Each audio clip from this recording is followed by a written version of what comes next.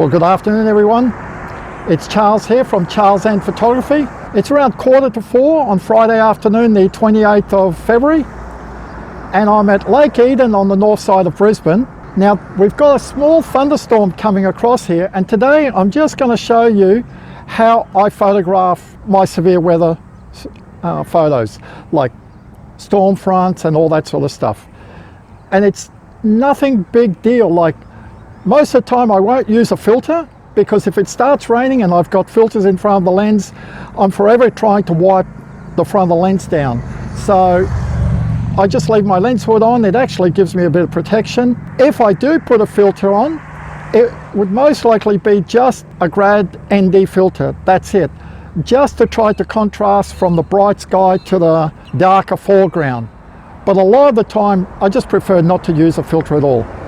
The one filter I never use is a polarizing filter.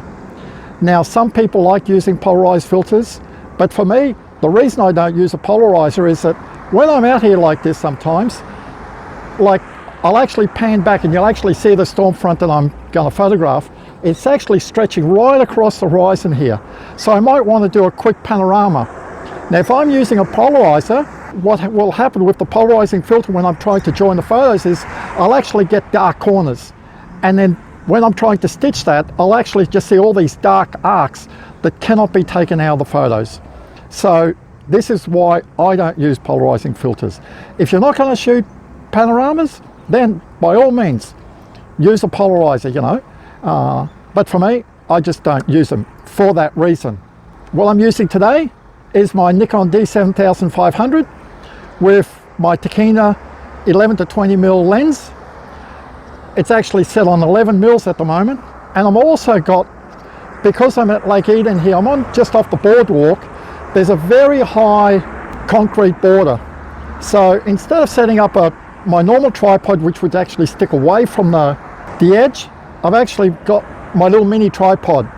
And at the end of the video, you'll actually see, I'll actually put a link in it to show you how I made this nice little mini tripod. And if I lean down, you can actually see how high it is? Look at that, one hand span. So I can actually sit quite nicely there, and I'm not going to get the rock wall here in my photos. So I'm not going to get the edge here in my photos. So how do I set up? So I'm shooting with my Nikon D7500, my Tokina 11 to 20mm lens. My settings are ISO 100. It's on a tripod, so I know that there's not going to be any camera shake, and I don't really want to be touching the camera. So I've got a remote control plugged into the camera. Very easy. I just touch it. If you don't have a timer, set your camera up for a 2-second delayed timer so that you're not touching the camera. You never know if you're going to get camera shake, and if you're going to get it, most of the time with Murphy's Law is it's going to happen when you really don't want it. You've got this magic photo in front of you. I'm looking here. This storm is actually coming quite quickly, and I'll stop the video and pan back so you can actually see this. So because my lens is so wide, I can actually see the top of the storm here, but you guys can only see the base of it. Now, if I pan up a little bit, you'll actually see, you can see that big storm head there. So I'm actually getting all that in my photo. What I do is I actually try to give myself a very nice frame. So I've got nicely framed here. Now, from my angle here, I know you guys can't see it, but I'm basically got the same sort of frame that you're seeing on the video, but I can actually see the head of the storm, you know, all that big cloud. So it's set on f11, and I'm shooting in, I can shoot aperture priority if I want to, and it's telling me ISO 100, f11, 1/400th of a second. We'll take a photo. Now I use on the camera the highlights, and it's telling me I've just blown the highlights just that little bit. So I could use exposure compensation, but I prefer to quickly rock over to manual mode, and 1/400th of a second was giving me a slightly blown highlight. So I'll go to 1/500, and I've actually not blown the highlights at all. Now the foreground is a little bit dark, but in part 2 of this video, I will actually show you how I will edit one of these photos that I've taken today to show you that if you don't have filters, there is no big deal. In Lightroom, with these modern cameras, you can easily bring up a darkened foreground. So Don't be too stressed about that. Just concentrate on getting a nice frame. And if you're using an ultra-wide lens like I am, make sure that your horizon is straight, because these lenses do have like deformities on the edges. And if your horizon isn't straight, when you're trying to straighten the horizon and all that, you might find that the corners mightn't actually look correct. So pay attention to your horizon. This is a big thing that I tell people when we do landscape photography. So I'll take another photo here again. That storm head looks really nice. Now what I'm going to do now is I'll pan the camera around, and you can actually see where the two clouds there meet together. That's looking so nice. So now my next photo is actually going to be in that direction. So I'll move the camera around. Now because I've moved it around, I've got to re-straighten my horizon. That's looking really nice. Take a photo. And what I do want to check is to make sure I don't blow the highlights. Now it's just showing here very tiny amount. I'll accept that. That's looking really nice. The reason where the point where my highlights is actually blown is right on the sun, because I'm actually at 11 mil, I'm covering so much of the sky that I'm actually just getting the afternoon sun in the frame. That's the thing. So it's really not a big deal. I'm looking at the storm front now, and it's sort of dissipating in front of me. I knew it wasn't going to be that big. There's a storm front to my back over here, and if I pan back over there, you'll actually see it's actually moving away from us. It doesn't look like a big deal, and I'll actually stop it. You can see the storm front that we're photographing, it's flattening out a little bit. I'm just going to sit here for a little bit and see what happens. This is the luck of the draw with photography sometimes, you know. You never know what could happen. I knew this wasn't going to be a very big storm, but I had a bit of time up my sleeve this afternoon, so I thought I'll come out here and just show you guys how I photograph these storms. But understand that if this was a really big thunderstorm that was coming over here, a lot of time you've really got to move very quickly, because the storm could be coming at you so quickly. My philosophy when I'm chasing thunderstorms and all that and severe weather is I don't put my life at risk. Once the storm is just about on me, normally when you've got a very bad storm coming at you, you can normally feel all of a sudden a very strong wind of gust and a little bit of rain most of the time. That is normally the time when I go like, yep, that's it, I'm out of here. Pack up quickly and get in the car, because if there's hail that's coming and all that, I'd rather be in the car than outside and get pummeled by hail. Yeah, that's me, you know, like I don't like being out there longer than what I need, because normally when the rain comes, that's it, you can't take any more photos. The only time that I do stay out like that sometimes is if I know if it's right on dark and lightning is around. So I might seek shelter. So for example, if I'm at the Woody Point jetty, I might seek shelter underneath the jetty and try to, well, not under the jetty, but they've got like a sort of covered area, and stay under there and see what happens with the lightning. So that's the only time I would stay out, but I'm actually not in the great outdoors getting rained on. I'll stop the video here for a while and we'll see what happens with this weather. And if it looks like the storm's coming again, I'll start recording again. Well, good afternoon again. Now, it said that the storm looked like it was actually going to be petering out, but on the radar it's actually showing that it's just about gone, but the storm clouds are really building back up again. So I'm not going to do a pano. It just looks very nice, but what I'm going to show you is now, if we were actually using filters, the only filter I use is a Grad filter. This is a NiSi 3-stop medium Grad. Now, you can have a soft Grad, a medium Grad, and a hard Grad. The soft Grad gradually goes from, if this was 3-stop up the top to about 0 here. And it's a very soft graduation. For this sort of stuff here, it really isn't all that good. Very good around the city and all that. A hard Grad just gives you a straight line across the center. And this is great if you're at the beach or something like that, where you've just got a straight horizon. Perfect for that.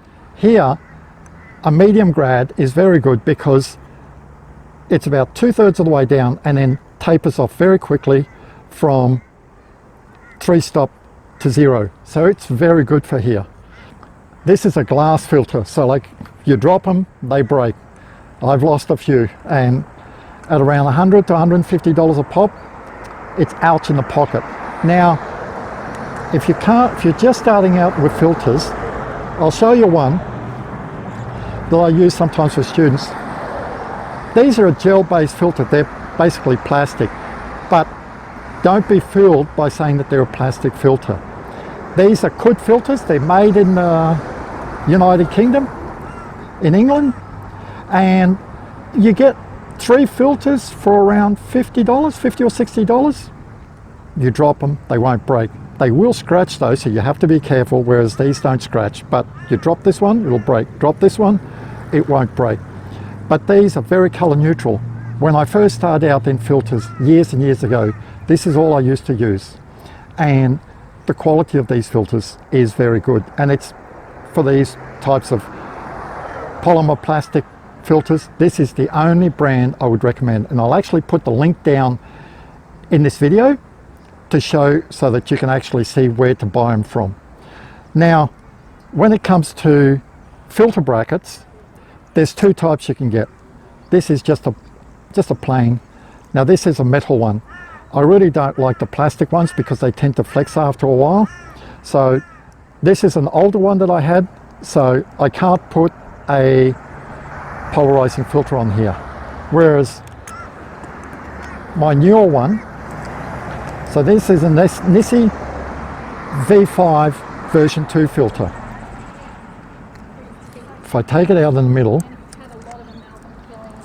the polarizing filter is in the middle here. It screws in there. Now, I was saying before that I normally don't use a polarizing filter when I'm photographing storms because I want to do panos, but today here, there's no chance of me doing a panorama. So I could put the polarizing filter on, and on the side here, if you can see, it's hard to see, but there's a little wheel here. And when it's actually screwed to the lens, you can actually just use the little wheel and it turns the polarizing filter around. So you can actually dictate where you want the polarizing to be. Now these ones I actually find they're a little bit susceptible because they screw onto the lens quite well, but the little clips that actually clip this to the holder are so small that if you're not careful, you think that it's actually clipped in, but it's not. It's just sitting there, and touch it, it'll fall. This will set you back a couple of $100, around $200 odd, $250. A filter holder like this is around $30 or $40. So if you're a bit tight on money and you're just starting out, go for something very simple, you know. So we'll take the lens hood off. Now I actually like to get it away from the edge and see what I'm doing. So we'll actually screw on the polarizing filter in the holder and we'll lock it in. Now that's nicely locked in. And we'll drop in the 3-stop ND hard grad. We'll put it in. Now, when you first start using a grad, you'll find it's a little bit hard to know exactly where the filter is, and it's a bit of a test and error. Take a couple of photos and see where the grad actually sits. Okay, so now we're actually going to swing back towards the storm. Now I'm actually using live view here, and the good thing with live view is it's fairly easy to frame a photo, but understand the more you use live view, the quicker your battery will run out. So we'll frame with live view. Now, just to the north of the storm here, you can see right behind me, it is very, very bright. So what I'll actually do is, I'll see if I can get it, yeah. It'll be a bit dark, but we'll go with that framing. So I like to try to have things in thirds. So what I'm going to have is a third of the open and then the rest of the picture. So we'll work out, we'll get a nice frame going. Now what I do tell people is that we have rules of thirds. So we normally don't put the horizon in the center. We put the horizon 1/3 up or from the bottom or 1/3 down from the top. But if you're in a place where you get great reflections, break the rule and go 50-50, you know. Right up the top up there is no definition in the cloud, so why would I be photographing that? So what I'm going to do is just bring it back down a little bit, and I'm going to actually get it very close to the center, because this is actually looking quite nice. That looks about right. Now I'm actually going to move the polarizer. Okay, now I can see. What I've done is I've kept spinning the polarizer, and I'm actually looking at this very bright part in the sky here and on the water. And once it actually gets dark, that's where I know that I want the polarizer, because I'm actually trying to reduce the brightness in that area. So I use my meter down here, and it's telling me 1/13 of a second, f11, ISO 100. We take a shot. Well, highlights are blown. Just check the white balance. Now I shoot manual white balance. Some people like to shoot in auto white balance. A good friend of mine, he just likes shooting auto white balance. I prefer to shoot in manual white balance, which is controlling. I say, what you see is what you get. So I like controlling the white balance to give me a very good idea of when I get home, what that picture is going to look like. So I'm actually, the white balance set at the moment is around 5,800 Ks, which is a little bit on the warm side. We come down to 1/30th. Now that's looking much nicer. Okay, 1/30th of a second, my highlights aren't blown. But all this part, and I'll just move here so you can actually see, all that part there is actually a bit dark. But with modern cameras, you shouldn't be afraid of a bit of underexposed image, because you can easily use in Lightroom the shadow slider and just bring out your shadows a bit. You'll bring back all this darkness there. But if you've overexposed in the bright area here, it's gone, you know. You won't bring back, there's no bringing them back. So it's better to get your highlights right and a bit of shadows than controlling it that way. So I'm sorry if I go like bright to dark, as soon as I move away from my camera a bit, from my phone, it sets for the background and I become a bit dark. So I'm shooting at 1/30th. Now that's because I've got the 3-stop ND medium grad on here. If I wasn't shooting with that, give you an idea. So let's see what it would be. I would actually probably have to come back to 1/100th. So without the 3-stop medium grad, I'd be shooting 1/100th of a second. But the foreground here is very dark, and you'll actually see now. I'll actually quickly put these two photos here in the video. You'll actually see the difference, okay? Now these will be just JPEGs converted from the raw file. They won't be edited. A little bit later in the video, I'll actually show, towards the end of the video, I'll show what the photos look like when they're edited, right? Just before, you would have just seen the two photos side by side of what they look like. One with the filter, one without.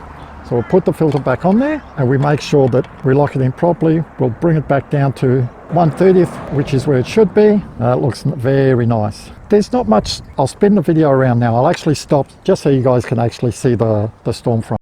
So as you can see, there's not much storm front there. There are actually quite nice little clouds just above the horizon, just behind the hotel here. And in Lightroom, this is where I actually use the dehaze slider a bit.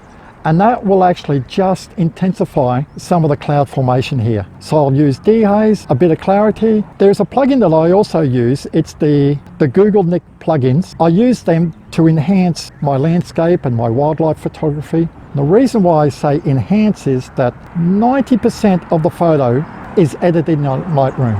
When I take it into the Google Color Effects plugin, it is just to enhance the photo. So it's just like adding the cream to the cake. But the cake's already been baked. So I know some people use these plugins as like a magic fix-it-all. They drop the photo into Lightroom, a quick couple adjustments, and then they expect to do all the rest of the editing in these plugins. But these plugins are not designed for that. They're designed just to enhance your photo. You've got to do most of your editing in Lightroom. Learn to use Lightroom, and sometimes I don't even use the plugins, but when I do use the plugins, it's just to enhance my photo. Now that storm, it doesn't actually look like it's going to give us any real storm activity, but the clouds are quite not. But I can just see, like, if I zoom in a little bit, Can you see like those clouds are just looking quite nice there? What I might do is actually just zoom in a little bit. I'm still at 11. I might zoom in at 20 mil and see if I can't get some of the hotel a little bit closer with some of that definition in these clouds a bit better. We'll bring live view, zoom in a bit. Oh, that's looking much better.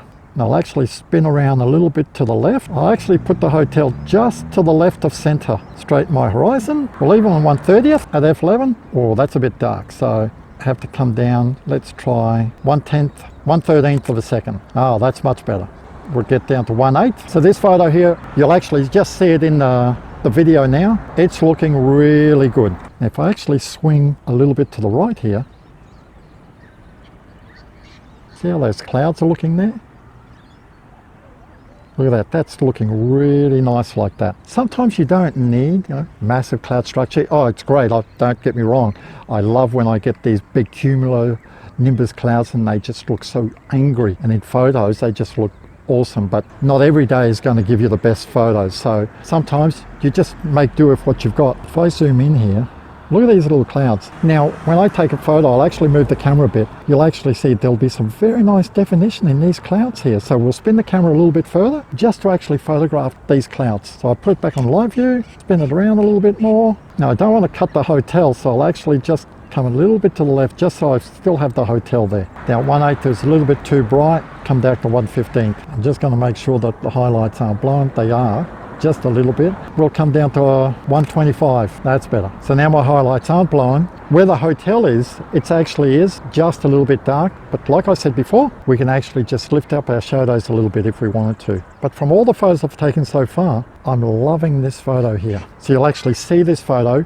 This one here, what I might do is actually drop the raw file, convert to JPEG, and then the edited one to show you guys what it looks like. Now I'll zoom out, and this is sometimes where I tell people, perseverance pays. Now, most people, like when I actually stopped the video on the first part where I say like I was just going to stop the video and see what the storm was going to be doing. Now look at this sky, it's getting close to 5 o'clock. It's getting a little bit darker. I know this storm is not going to produce any lightning, but look at this cloud that's around here at the moment. It's actually looking magnificent. I tell people, you go out, like just say, I'm going to go out, and until the storm passes, I'm just going to stay there, because you never know what the weather's going to do. And I'm really happy that I stayed, because this photo that I've got here looks pretty awesome. Now I have been shooting with the horizon in the center. Now I'm actually going to tilt back so I've actually got less. So the horizon now is actually going to be where it should be, about a third up from the bottom. And it actually brings a whole different, now because I've tilted it, I've actually got to readjust my Grad filter.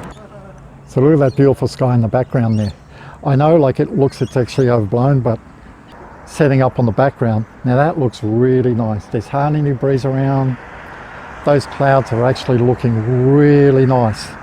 So now what I've actually done is I've actually set the camera up so that the horizon is 1/3 from the bottom, and I'm actually getting quite a lot nice of the cloud. It's actually shooting a little bit high, so I might still crop a little bit from the top, but I just wanted a couple of different frames, so it's no use shooting all from the same perspective the whole time. What we aren't going to do is lose track of time, because, wow. So when was this photo? So I've got 4:51, 4:55, 4 minutes changed, and the sky's totally changed in these photos. So now I know this video is a little bit long, but there's no shortcut when we're photographing storms. So I was at 11 mil. I've actually zoomed in now to 20, and I just want to get a little bit more detail. Now I do pay quite a bit of attention to my histogram. It's something like, if you learn to shoot with your histogram, it's very important, but if you see that your histogram is quite close to the right, it definitely pays to set up your screens at the back so you can actually see if you're blowing out the highlights. I'm actually going to take one here, so I'm actually moved the horizon back in the center of the frame. Can you see how look at that storm there? Look at that cloud. Just up here.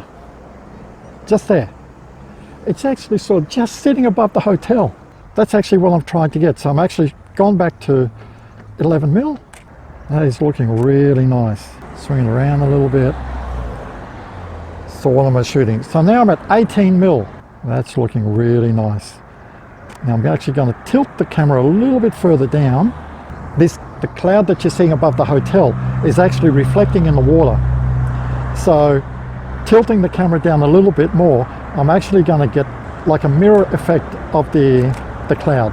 I thought that the photo that I took about 5 odd minutes ago looked nice, but this one here, it's a photo that I'm very happy to have scored. So this is the beauty about, I love the Nikons. They have these artificial horizons here.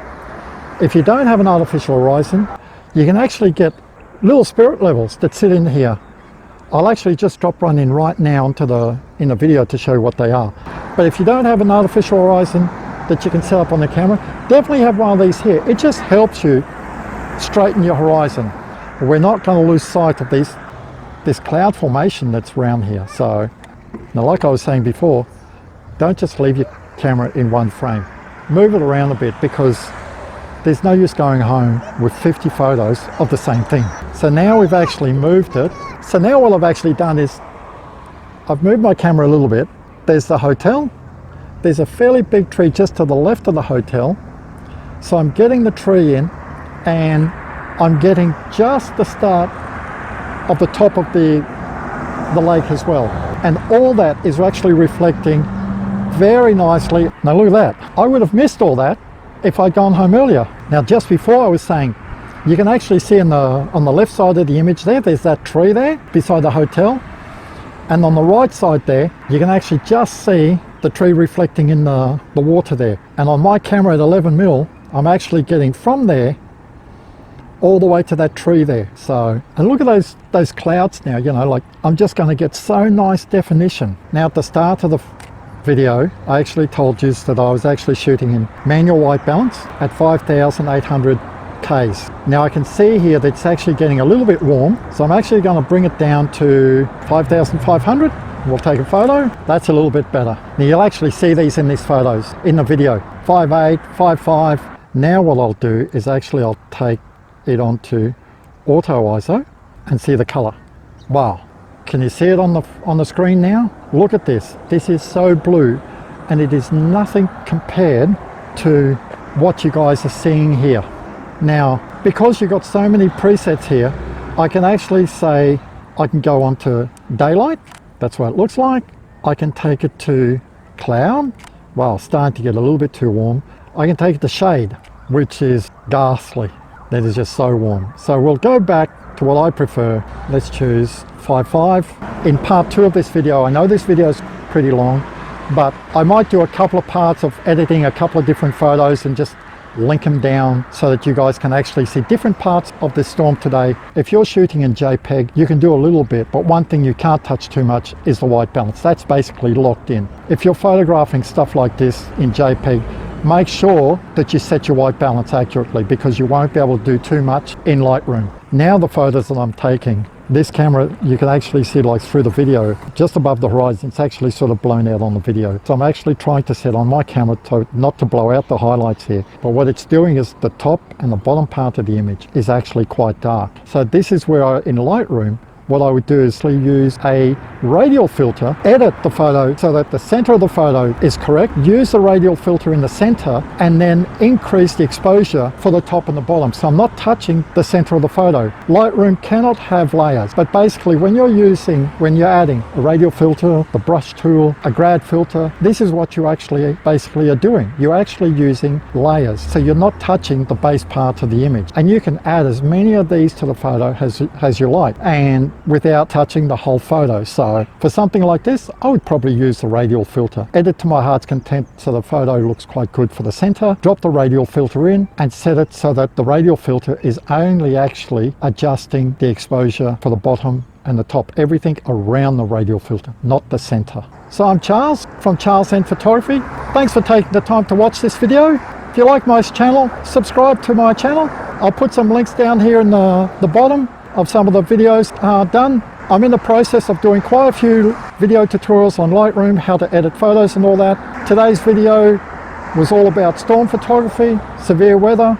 I appreciate you watching the video. Until next time, have a nice day.